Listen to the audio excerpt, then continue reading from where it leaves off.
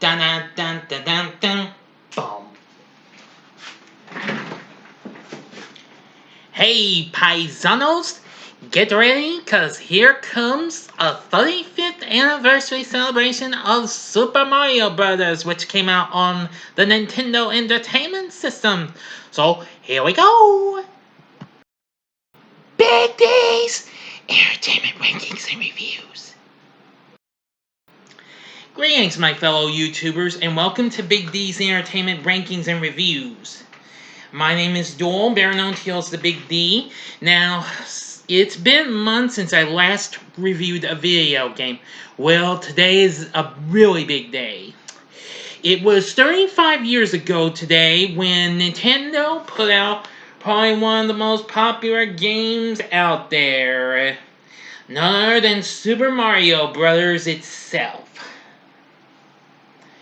Yes.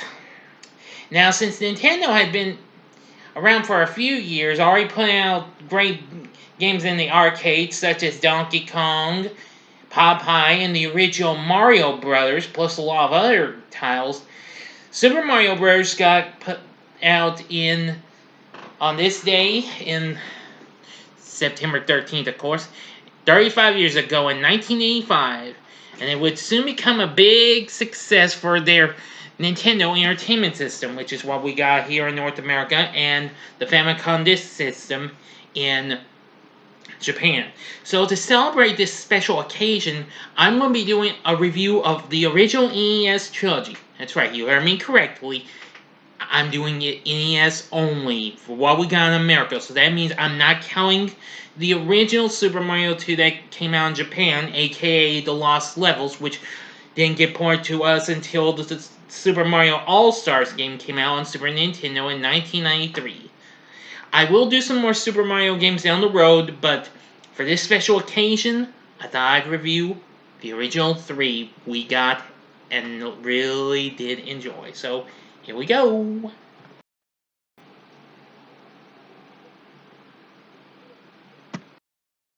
Okay, so now, the first game we're going to talk about is the one that started it all, Super Mario Bros. Now, I gotta tell you, it was really a fun experience. Now, it originally did come out in 1985 in both Japan and North America, and it didn't come to Europe until 2 years later.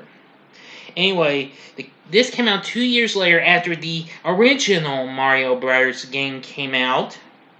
Now, you can play as Mario or his brother Luigi as they travel to the mysterious Mushroom Kingdom to rescue Princess Toadstool, pre-Peach, from Bowser, King Koopa himself. The two Mario Bros. Must traverse side-scrolling stages while avoiding many hazards such as enemies and pits with the power-ups such as the Super Mushroom, or Magic Mushroom as it's said in the instruction manual, the Fire Flower, and Starman. Anyway, Super Mario Bros. Is frequently cited as one of the greatest video games of all time, with praise on its precise controls. I do agree. I only have a few misfortunes, but that's when I might have put myself in my character in the wrong spot to make my move. Excuse me. But the game has proven to be one of the greats. Anyway, now the game world features coins scattered around for Mario to collect and special bricks marked with a question mark, which, when hit from below Mario, may reveal more coins or a special item. Other secret, blocked, often invisible bricks may contain more coins or rare items.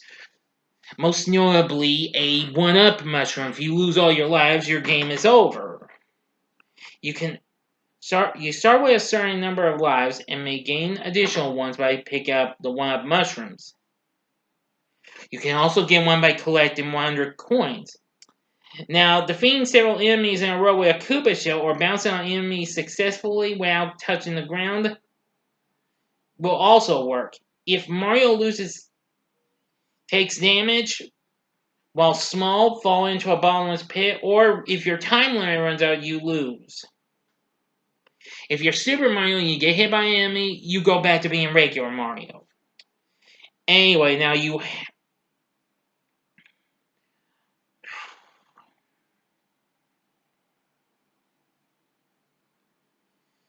Anyway, now you'll have various enemies to go up against, including the Goombas, the Koopa-Troopas, the Koopa-Troopas, the Piranha Plants, the Buzzy Beetles, let's see, Bullet Bills, and of course those terrible, annoying Hammer Brothers. Plus, oh yeah, and I almost forgot Lucky 2 and Spinies, which are real nuisances. I'm talking about the Spinies. Okay, now then, you can also find pipes. Some of those might take you to a secret, to a mini area where you can collect more coins and what have you, which is really cool. You can also have to be careful of some enemies, because you can't kill Spinies by Johnson because they're spiked. Fireballs can't even phase the Bullet Bills or the Buzzy Bills. However, you can destroy the Bullet Bills though. So, you can jump on the Buzzy Bills and you can use fireballs on the Spinies, which is good. Oh yeah, and the Firefly is the most important thing you need in the water stages, where you have to watch out for the Cheeps and the Bluebirds. Now, another one I should mention is the Starman. If you can get that, you will become invincible most hazards, which is really cool. Now, you have 8 worlds to go through. Each has 4 levels. Fourth one consists of a big castle, where it has some mirroring music. Anywhere where you'll take on Bowser. However, now as you may know, the first 7 of these are false, whom are actually minions disguised as him, whilst the real Bowser is found in the 8th world, which, believe me, you better be ready. You had to defeat them by jumping over them and reaching the axe on the end of the bridge, although they can also be defeated real easily with a fire flower. So that's good. There's also warp pipes you can find at the end of 1-2 and let's see. Oh yeah, and 4-2. That'll take it to a first stage in case anything in the other games are not games that excuse me, other worlds are trying to annoy you and what have you. So anyway, from my point of view, I still love this game. It's been like years since I last played a Super Mario game. I realize I still have lots of respect for it. I'd like to get back Super Mario All-Stars one day, and if I do, I'm going to revisit this. Don't hate me for it, but I'm talking about the NES games, but hey, they were cool on Super Nintendo as well. Okay, next game.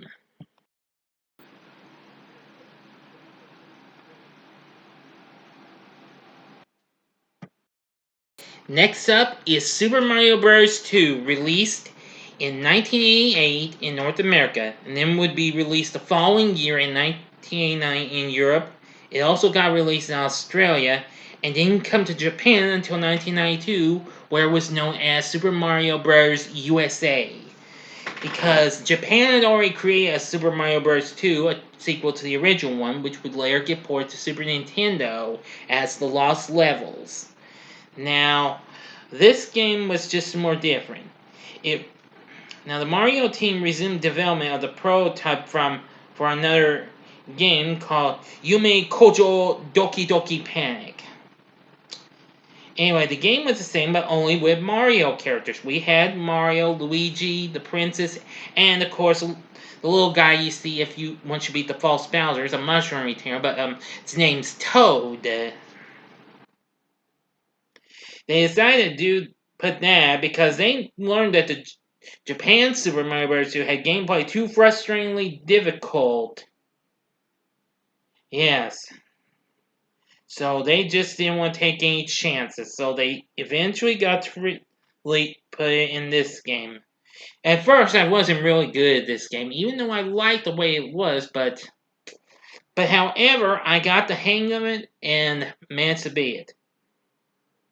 Now, the objective is to navigate the player's character through the dream world known as Subcon, and defeat the main antagonist, Ward.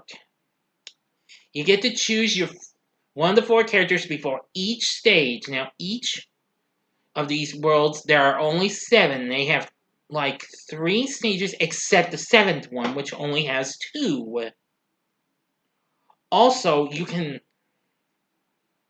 you'll also find out that the characters have various abilities. Luigi can jump the highest, Mario can jump the farthest, the princess can float, and Toad has strength that allows him to pick up items more faster than the others.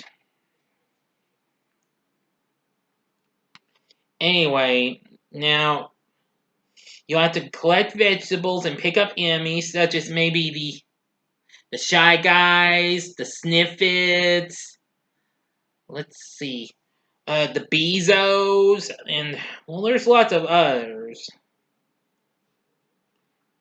Anyway, there's various other obstacles as well, including the slippery surfaces in the ice world and the quicksand, the desert areas. Yeah, they can. Now, each level contains multiple sections or rooms that are connected via doors or ladders, and even beanstalks. Which that's one thing I forgot to mention for Super Mario Bros. Because I'll explain about that when I get to the third one, okay? Because it's different in this one.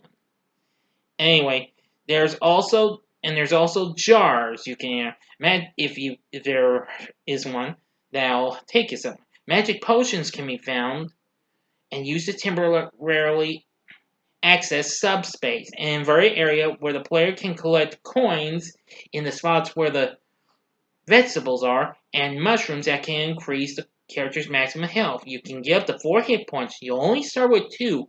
If you get hit, you shrink to a normal size. If you're hit, you're finished. Same thing if you fall into a pit. Now there's also others. Now, if there's jars around when you enter subspace, they will warp you to a layer world, skipping levels altogether. Other items available include the cherries, which are collected in order to acquire a Starman, which will help you knock down enemies for a limited time, and the POW block from the original. But however, unlike the original game, it can be used to quickly wipe out enemies visible on the screen. Now you have a boss battle at the end of the 6th world. Then you can challenge Wart in World 7. Now in this game, in the game you have like 4 different characters. They are Mouser, Fry Guy, Claw Grip, and Triclide. Now, Mouser and Triclide you faced twice, actually. Now, here's something really interesting. Now, the game was ported to Game Boy Advance as the first Super Mario Advance. They made some changes. They removed the second Triclide battle and put the second Mouser battle, which was originally at the end of the third world, and replaced the third world boss with a Roberto, which is the mini boss you take on at the end of the first 2 stages and the first part of stage 7. Yes. Now, they kind of did get some enemies mixed up, but anyway. Yeah, now, also, let's see if I can remember. You can also get hearts as well to restore your health, defeating a certain number of enemies. If you lose your lives, your game is over, and the player may continue up to twice in one game, however. And lives may be obtained by collecting hidden one-up mushrooms or by using coins collected from subspace to win the slot machine minigame play between levels. And that's fair enough, because it was tough at first, but it can be easy. If you get cherries in 2 or 2 cherries in 1, no problem. It's tricky to deal with the others, so.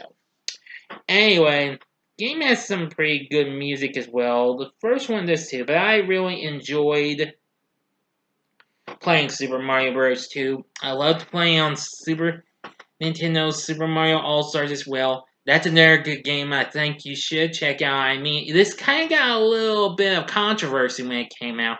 Now, after this came out the following year, Deke eventually gave us these characters from both the first and second games in the form of the Super Mario's first ever animated series, the Super Mario Bros. Super Show. I was going to do a TV log of that, but that's on hold for now since Super September's booked. Sorry. I might do it next year, but we'll see. But anyway, I think that game's pretty good. Even though it was Mario's second appearance in anime form, because Mario actually appeared in the Donkey Kong cartoon, part of Saturday Supercade in 1983. But Super Mario Bros. 2, I think it's pretty underrated, but it's still worth a look into.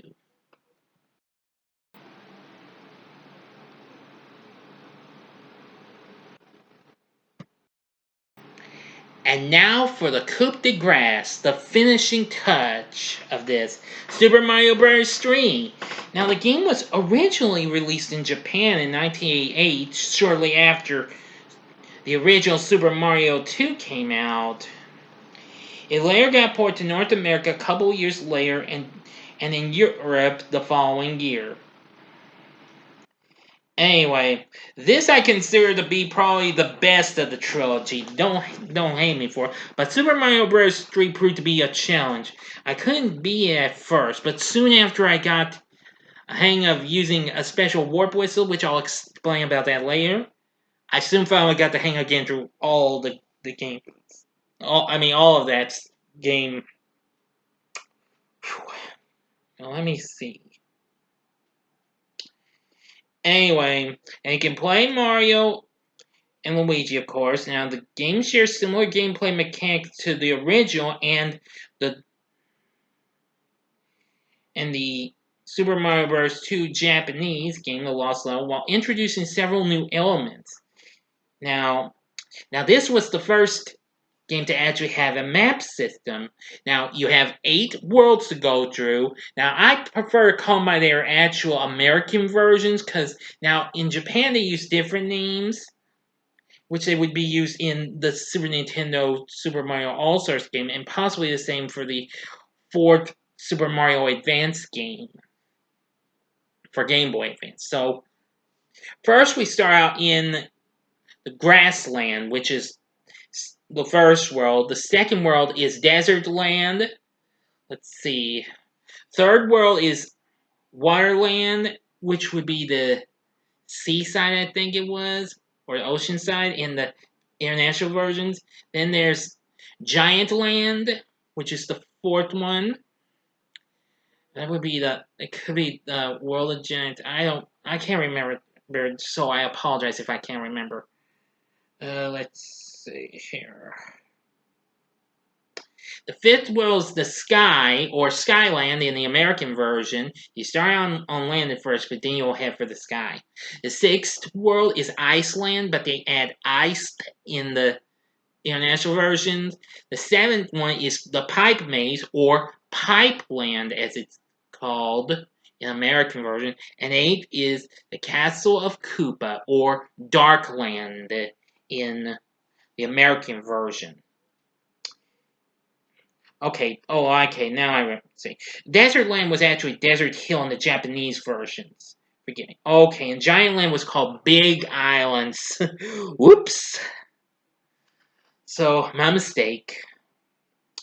It does kind of have a little bit of a feel of Super Mario 2 since this has pyramids in it.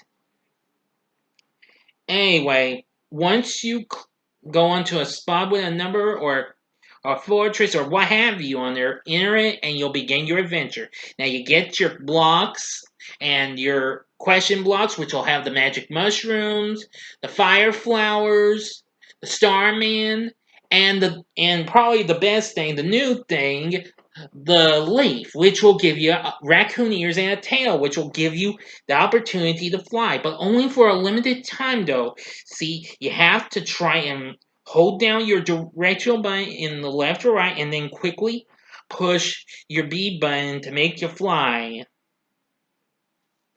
There's also slopes, which is really cool. It can help you knock out enemies.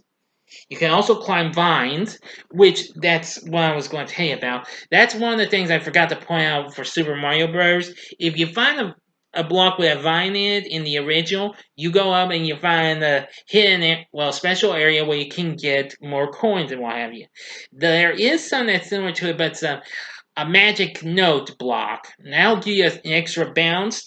Now, if you find one that's, kind of got a shaded pink of it, on it, and you just bounce on it and it'll take you to a coin world. Which that's really cool. I really think it's cool of this. You also have, water stages, of course, where you'll have bluebirds and cheeps again. Plus, new enemies and what have you. You'll have, various old and new enemies. Now, like always, you'll lose a life if you while you're small, or if you have fallen into lava, or if you fall into a pit or run out of time. If all your lives are lost, your game is over. But however, you do have a continue. You can continue from the last level by selecting continue. Now, in each world features a final stage with a boss to defeat, and those first 7 feature what's new in this game: the Koopalings, Bowser's children. They have taken a magic wand stolen by the king of each of the 7 kingdoms. Now, however, once you beat the 7th one, if you beat all of them, you'll get a special message from the princess who will provide a special item. Now, you can get special items from these mushroom houses, which they are Toad's houses. Now, you can access that and you can get whatever you want: a mushroom, fireflower, leaf. You can also probably get special ones, but it just depends if you go to do what you can to unlock other things, like a white mushroom house where you can get special items like the anchor to stop the Koopaling's airship if you lose a life, so that way it won't get away. Or the P-Wing, which is the power wing, it can let you fly non-stop throughout a level. Let's see. And lots of other special items. Oh yeah, and there's also the warp whistles. You have to try and figure out how to get those. I'm sure a lot of you already know how to get those. 1-2 on those, and you'll be whisked away to a warp zone. If you do it in the first world, you'll get access to 2, 3, and 4. If you do it in the higher levels, you'll be sent to go to 5, 6, or 7. But in order to get to 8, you have to be in world 7. Anyway, after you have being those, you'll get something really shocking. But I'll tell you in a second. There's also other new power-ups. There's the Tanuki suit, which gives Mario a raccoon and Tanuki appearances respectively, allowing him to fly for a short period of time, of course. It can also enable him to turn into stone to avoid enemies for a short period of time. Yes. Let's see. Oh yes, there's also the frog suit, which can help Mario maneuver through water real quicker, and boots jumping high only. And there's also the hammer suit, which gives Mario the appearance of the Hammer Brothers, which allows him to throw hammers at enemies and resist fire attacks while crouching. Yeah, there's fireball spitting piranha plants in the game. There's also some other new enemies. Aside from the normal Hammer Brothers, there's also Fireball shooting brothers. And Boomerang brothers that'll shoot boomerangs at you, and especially Sledge brothers, giant versions, which will really cause an earthquake. Don't let them hit the ground; they'll cause an earthquake. You just gotta jump at the right moment in order to avoid getting shook and get hit. There's also a multiplayer option which allows 2 players to play the game by taking turns at navigating the overworld map and accessing stage levels. Now, you'll first control Mario, while the other will control Luigi. Through this mode, players can access several mini-games, including a remake of the original Mario Bros. in which one player has the opportunity to steal the cards of another, but may lose their turn if they lose in the minigame. Okay, now back to the rest of the story. After you beat the 7th and final Koopaling, you'll get a message who you think is from our friend the princess, but it turns out it's Bowser. He's kidnapped the princess again and is holding her in his big castle, which, believe me, that's a real challenge. Now all stages in Darkland's a real challenge. You'll face off with, more of various enemies. Oh yeah, you'll also encounter one of the enemies you encounter in Super Mario 2, which is Bob-ombs.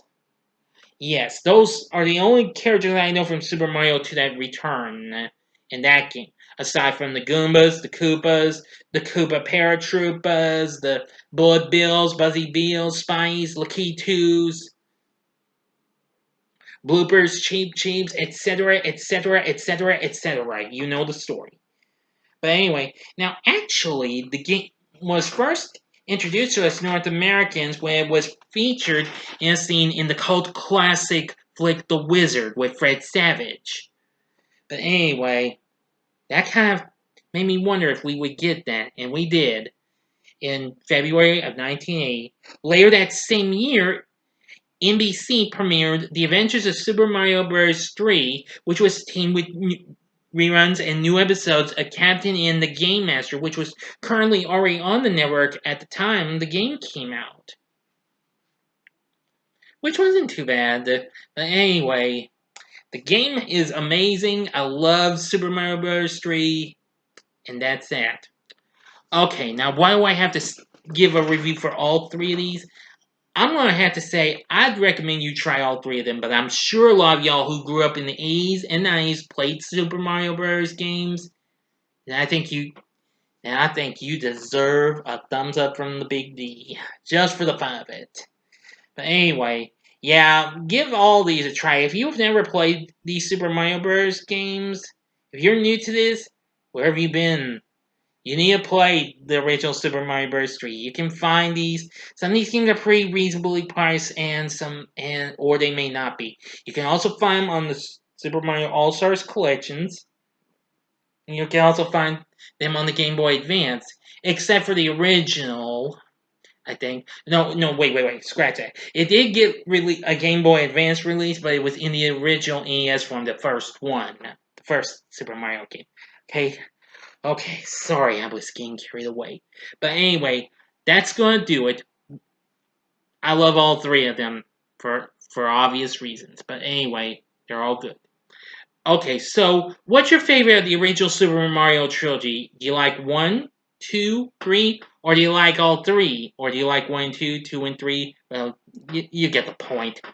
Please feel free to tell me in the comment section below. Oh yeah, and also there was Super Mario Bros. Movie that came out a few years later, which I know was probably one of the most infamous and most underrated movies of our time in the early mid-90s. I was going to review that too, but that's on hold for now. But anyway, tell me what your favorite Super Mario NES game is of the original trilogy. And if you like this video, click the like button below, subscribe to my channel as well, and be a part of the Big D Nation. And I'll be bringing you another Super September vid real soon. So thanks for watching. If you like this, check out some of these other, video game reviews I've done. I'll give you some to some I can remember. I'll do just the NES titles or other games. Here's one. Here's in the upper left-hand corner is my review of Nightmare on Elm Street for the NES, which was from LJN and developed by Rare. It's an underrated game, but it's fun in some ways. The upper right-hand corner is my review of Batman, which I believe I reviewed the NES, Game Boy, and Sega Genesis games together. And the bottom left-hand corner is my review of the 3 Tiny 2 Adventures games for the NES, which Konami put out. Which the first game was kind of similar to Super Mario 3 in ways, and the bottom right-hand corner is the button you can click to subscribe. If you like rankings and reviews on movies, TV, video games, etc., then I'm your guy. Thanks for watching, and until next time, paisanos, I'm the Big D saying, see ya!